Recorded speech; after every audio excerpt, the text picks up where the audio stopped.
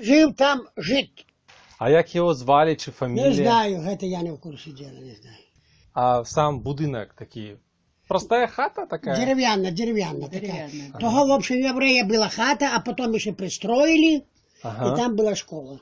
А просто один дом стояв, чи ще якийсь Там там еще была коровник? хатка еще, была, у той хатцы жил директор.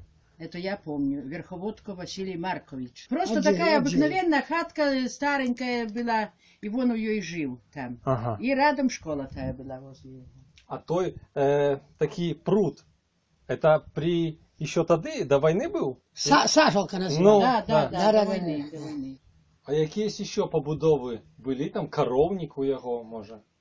То було давно, это ще було за польською. Ну. Это я було, ну, вон такий був як панда, як Да, пан. да, був, да. пан. Ну. От. То багатий був, да? Да, багато. Ну, там же был то и сарай, и все, и сад же ж там, и огород был. Да, все там. Ну, Поле там, это все було.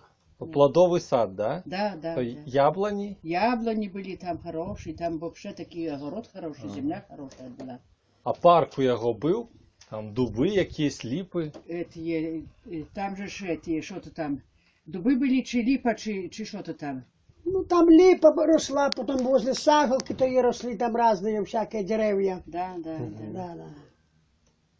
Зараз їх повалили, нема там їх. Нема там, Повалили, порізали все. Порізали зараз там, да. Кушель, його прозивали, чи то звали його Кушель, чи як, ну Кушель його було звати. Ага, це що там жив, да? Да, єврея там. Ясно.